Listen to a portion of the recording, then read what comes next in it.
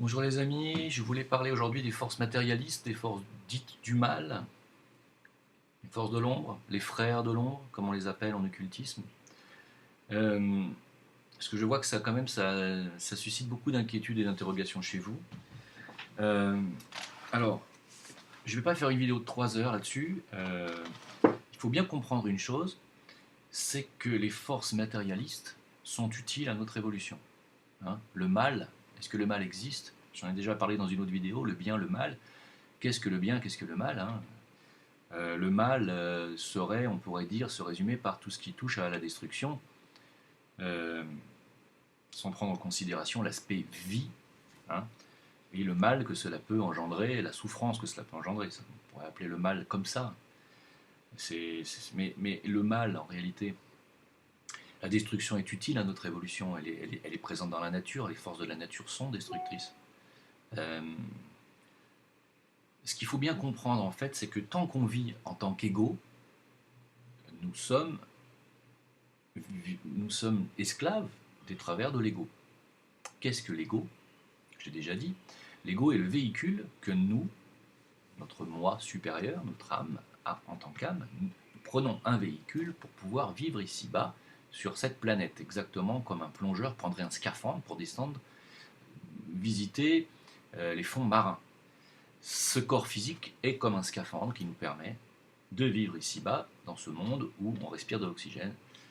Nous n'avons pas qu'un corps physique, nous sommes un ego composé de 3 corps, je vous l'ai déjà dit, même de 4 si vous avez envie, physique, éthérique, émotionnel, mental. Ce sont des corps bien distincts qui sont superposés les uns aux autres et qui sont imbriqués les uns dans les autres. Ces corps entiers composent votre ego. Cet ego est donc ce véhicule dont se sert votre âme, votre moi, vous-même, pour expérimenter ici-bas. Quels sont les travers de l'ego? Premièrement, l'égoïsme. L'ego est fait pour être égoïste. C'est sa fonction première, c'est-à-dire que son rôle est de vous amener à une conscience de vous-même par le développement de vos propres expériences.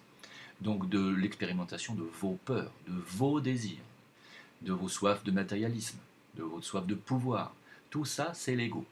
Quand vous êtes dans la peur, vous êtes dans l'ego. Quand vous êtes dans le désir sexuel inconsidéré, vous êtes dans l'ego. Quand vous êtes dans le désir de posséder votre voisin ou les biens de votre voisin, vous êtes dans l'ego. Quand vous êtes dans le désir de richesse et de matérialisme effréné, vous êtes dans l'ego. Etc., etc., etc. Nous sommes actuellement dans un monde totalement égoïste. C'est-à-dire que l'égrégore de l'ego, qu'on pourrait appeler l'antéchrist, si vous voulez, ou l'égrégore de l'ego qu'on pourrait appeler la loge matérialiste, la loge de Satan. Satan est le maître de l'ego. Hein. Bouddha le dit clairement dans son combat pour l'éveil. Bouddha traite Satan, Ahriman, je crois, il le traite maître de l'ego. Il lui dit, tu es le maître de mon ego, mais tu n'es pas le maître de moi, de mon âme. Et non. Parce que l'emprise des forces matérialistes égoïstes, n'ont qu'une emprise ici-bas, c'est-à-dire sur ces 3 mondes inférieurs, ces 3 plans inférieurs, que sont nos plans physique, émotionnel et mental inférieur. Ils ne peuvent pas aller plus haut que ça. Les forces matérialistes ne vont pas plus haut que ça. Et les personnes qui ont suivi le chemin spirituel de la loge noire, de la loge matérialiste, ne pourront pas accéder à l'ascension, donc à la 4e initiation, et ils ne pourront pas avoir accès aux initiations supérieures de Sirius. Donc ils sont sur une voie de garage, si vous voulez. Mais eux, leur but, c'est le pouvoir. Le pouvoir et la richesse et l'opulence. Donc ils s'en fichent du reste. Tôt ou tard, ils auront des comptes à rendre à leur propre âme, leur propre conscience, ça c'est leur problème. En attendant, nous sommes des âmes incarnées dans des égos, et nous sommes sous leur influence, puisque ce sont les maîtres de l'ego. Puisque cette loge matérialiste est une loge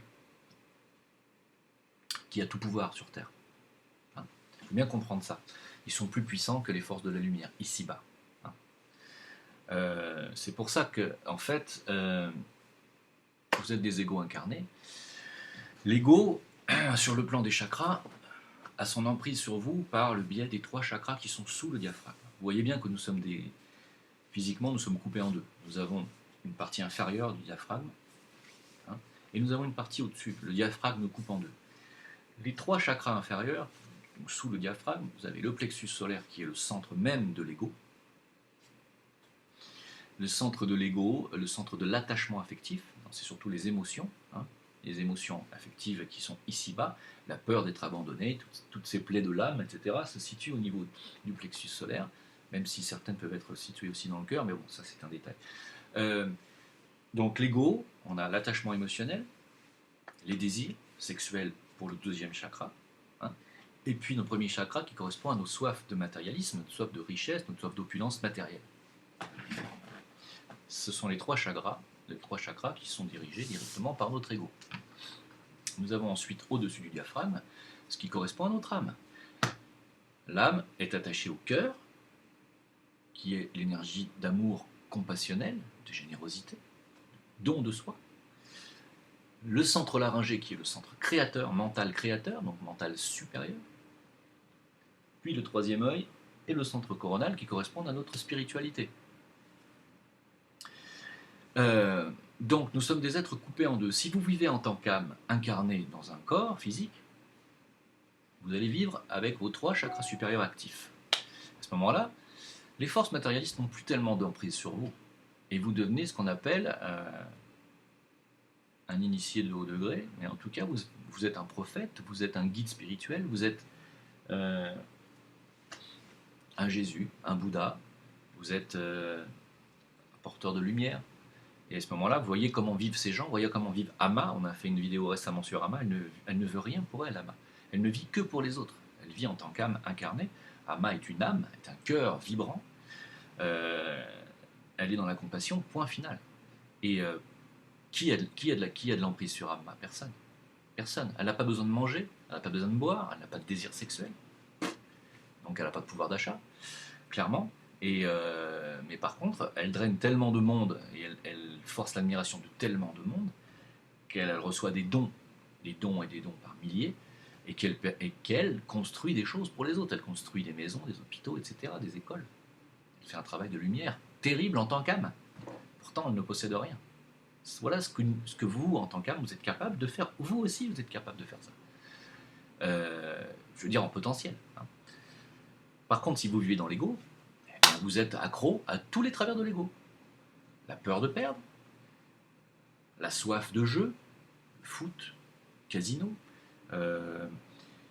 les désirs sexuels, en veux-tu, en voilà, les émissions à la con où on vous dit que vous pouvez être une star et vous pouvez devenir célèbre, la célébrité, la soif de reconnaissance, le champagne qui coule à flot en claquant des doigts, tout ça c'est l'ego, hein, le matérialisme. Donc là nous sommes dans, comme vous pouvez voir, vous regardez les médias et vous voyez un petit peu le type d'émissions qui nous bombardent en permanence. Est-ce que ce sont des émissions qui tentent à nous rapprocher de notre âme et de nos qualités d'âme et de générosité, ou est-ce que ce sont des émissions qui nous poussent à aller vers la soif de célébrité, la soif d'aller faire des partouzes, la soif de devenir riche, à votre avis? Voilà, les émissions qui nous bombardent, c'est quoi? C'est quoi le but? Parce que les gens qui dirigent les médias derrière font partie de cette coalition matérialiste. Et ils sont tous bizarrement, on va dire, en synchronicité dans les messages qu'ils veulent nous faire passer. C'est étrange. Hein. Il n'y en a pas un qui dit attendez, moi je vais faire une chaîne quand même d'instruction spirituelle parce que quand même l'humanité a besoin de ça aussi. Il n'y a rien. Il n'y a pas une chaîne de télé qui soit basée sur l'éveil. Il n'y en a pas une seule. Voilà. Pas une seule.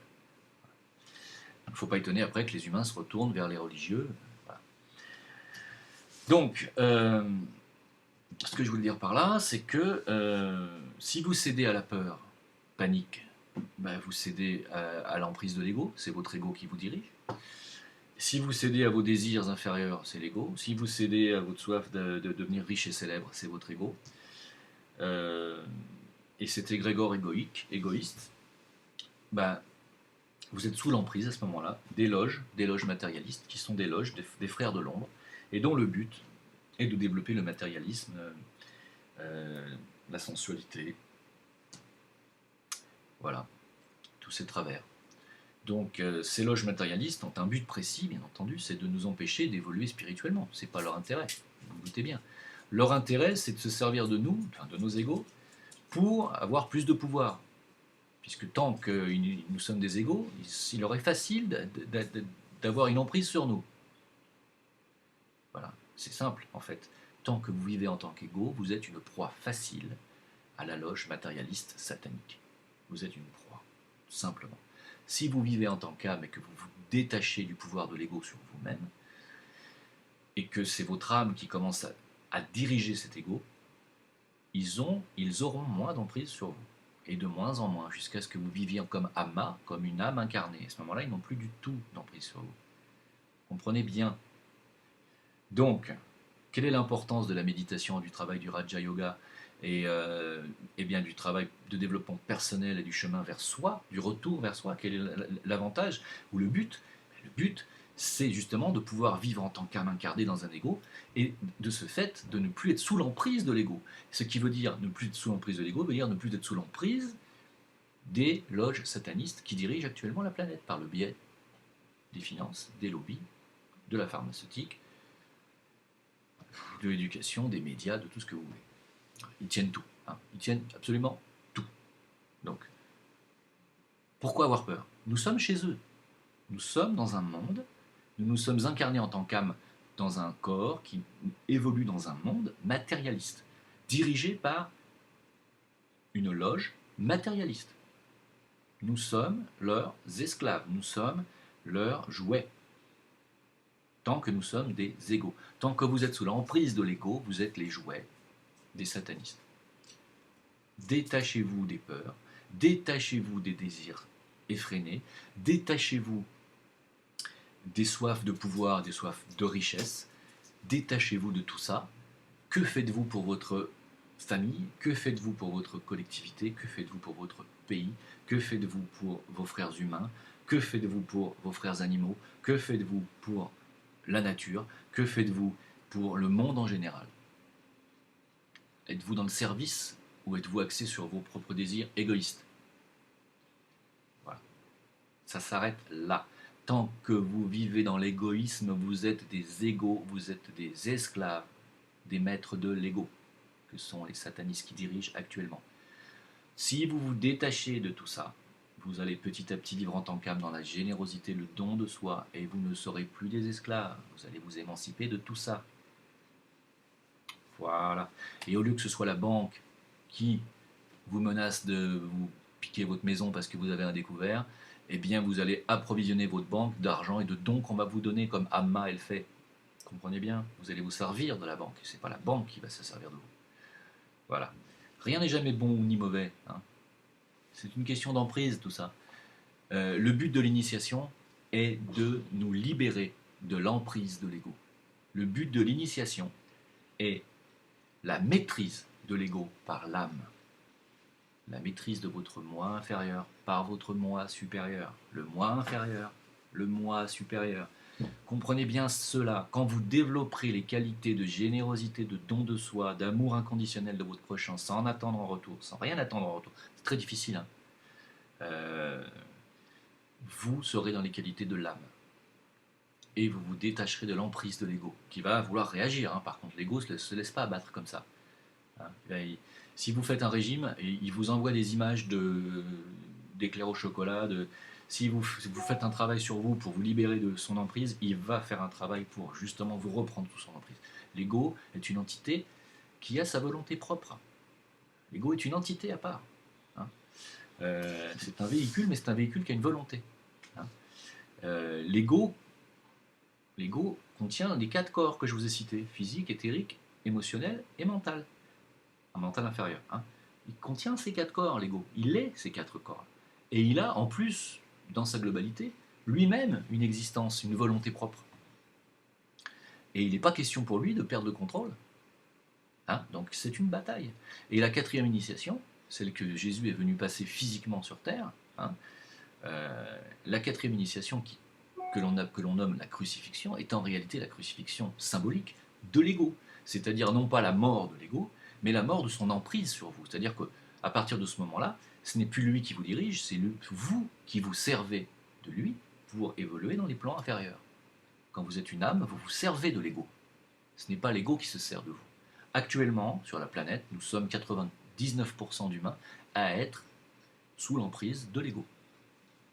C'est clair et net. Nous sommes des égaux. Point final. y compris moi. Voilà. Moi, je ne suis pas encore un être accompli, je suis encore un être dépendant de certains travers de l'ego. Voilà. Je vous le dis. Alors, pourquoi? Parce qu'il y a des qualités d'âme qui petit à petit s'intègrent, et l'emprise de l'ego ne se fait pas du jour au lendemain. Je veux dire, la libération de l'emprise de l'ego ne se fait pas du jour au lendemain, c'est très long, ça prend plusieurs vies, ça ne se fait pas en une seule vie. Il n'y a que Bouddha qui a réussi à le faire en une vie. Mais pourquoi? Parce qu'avant, il avait fait du travail sur des vies et des vies. Alors je ne dis pas que ça va prendre 100 000 vies, mais ça peut en prendre plusieurs. Hein. Ça en prend plusieurs. Hein. Si vous êtes sur le chemin déjà de la libération, c'est que vous avez déjà fait du travail avant, dans d'autres vies. Hein. N'oubliez pas que nous sommes que de passage ici-bas sur Terre. Nous ne sommes que de passage. Moi, j'ai bientôt 50 ans. Je ne sais pas combien de temps je vais rester encore. J'ai des amis qui sont morts plus jeunes que moi. Ça se trouve, je vais sortir d'ici, je vais faire une rupture d'anévrisme, vous ne me reverrez jamais. On ne sait pas. Nous ne sommes que de passage. Ce corps n'est pas vous. Ce corps n'est pas moi. Ce corps n'est qu'un véhicule, un scaphandre. Comme un plongeur prendrait un scaphandre pour explorer les fonds marins, ce véhicule nous sert de scaphandre pour explorer ce monde physique.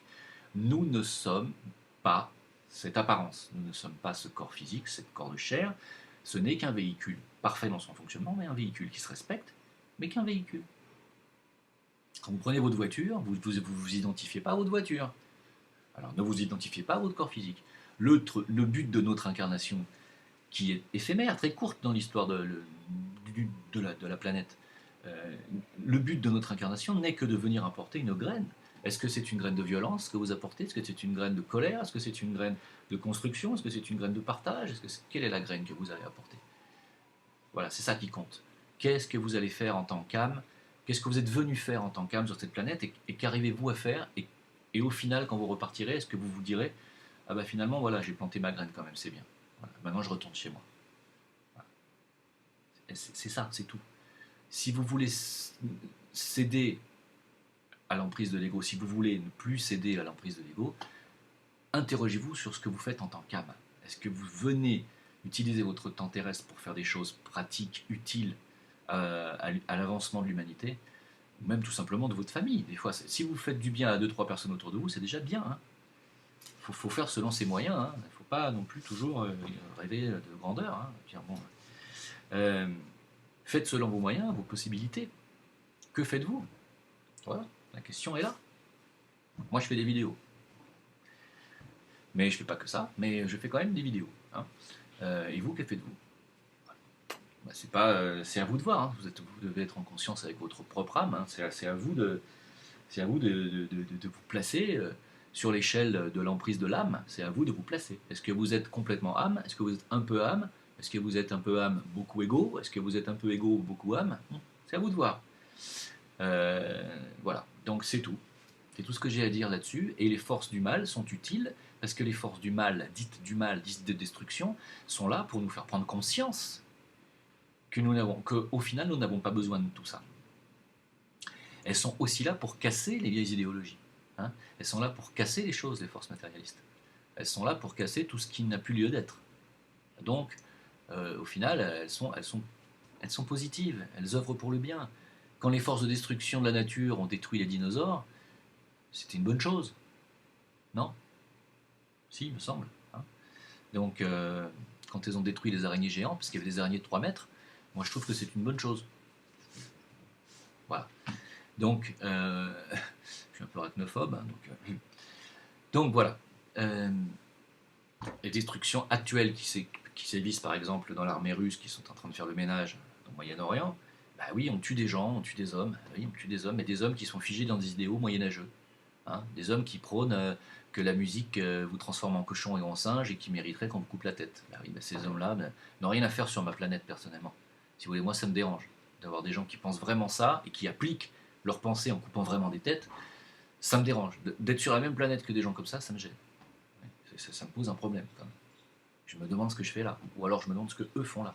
Donc, si on veut vivre en symbiose, il faut quand même qu'on ait des idéologies qui soient quand même un peu communes, tous. Et pour que les idéologies soient communes, il ne faut pas qu'elles soient destructrices. Hein. Donc les forces matérialistes, pour l'instant, œuvrent pour détruire les anciens ordres, pour instaurer un nouvel ordre. Bon. Est-ce que le nouvel ordre qu'on aura, puisqu'on va en avoir un nouveau, je vous ai déjà expliqué tout ça, c'est une obligation cosmique, on aura un nouvel ordre. Est-ce que ce nouvel ordre sera basé sur l'éveil de l'humanité qui deviendra âme vivante dans leurs égaux, ou est-ce qu'on aura un nouvel ordre basé sur le contrôle total de l'ego et du matérialisme et de l'égoïsme? À vous de voir. Il n'y a que l'humanité qui peut décider de cela. C'est pas la loge matérialiste qui doit décider et qui va décider de ce que l'humanité va devenir. C'est l'humanité elle-même qui doit s'éveiller. Si pour l'instant il y a emprise de la loge matérialiste, c'est parce qu'il n'y a pas assez d'éveil. Qui dit pas assez d'éveil dit pas assez d'âme, et pas assez de qualité d'âme. Ça s'arrête à ça. Donc les forces matérialistes actuellement font leur travail. Elles font leur travail d'éveil malgré elles, hein, parce que c'est pas ce qu'elles souhaitent en réalité. Mais ça se passe quand même comme ça. Et ben, ils font leur travail, donc il ne faut pas en avoir peur. À un moment donné, ils vont vouloir nous pucer, ils vont créer des choses affreuses, ils vont vouloir nous pucer pour nous dire que c'est pour notre bien. À nous de voir comment on va se situer par rapport à ça. Comment est-ce qu'on vivra notre existence avec une puce sous la peau, comme les chiens. À nous de voir, est-ce qu'on va l'accepter comme une avancée technologique, qui pourrait en être une, effectivement. Ou est-ce qu'on va accepter ça comme un esclavagisme? Tout dépend du degré d'éveil que l'humanité va atteindre avec les tentatives de destruction successives qui vont avoir lieu, car il va y avoir des tentatives de destruction successives, des attentats, tout ça. C'est fait pour ça. C'est la loge matérialiste qui applique son plan structuré. Ils ont un plan. Il ne faut pas en avoir peur. On sait ce qu'ils vont faire. On sait ce qu'ils veulent. Ils veulent détruire les identités nationales pour créer un nouvel ordre mondial. Ils veulent détruire les idéologies moyenâgeuses en faisant la guerre. Donc pour justifier les guerres, ils vont fomenter des attentats en faisant porter le chapeau à ces gens-là. C'est ce qu'ils font depuis déjà le 11 septembre 2001. Donc ils vont continuer. On sait, ils vont continuer. Donc maintenant qu'ils ont fait rentrer des centaines de milliers de migrants en Europe, ils vont fomenter des attentats sous faux drapeau qui mettront sur le dos des islamistes rentrés parmi les migrants, c'est ce qu'ils diront. Et puis, ils vous diront qu'ils vont vous mettre la puce sous la peau parce qu'à partir de maintenant, on va fermer les frontières de l'Europe et puis ceux qui rentreront sans la puce, ils ne pourront pas rentrer. Et puis on dira, ouais, c'est génial, c'est ce qu'il faut faire. Voilà. Et vous savez, voilà, on vous le dit depuis des années que c'est comme ça que ça va se passer. On le sait, pourquoi en avoir peur? On verra, quand ça se passera, eh bien, comment l'humanité réagira.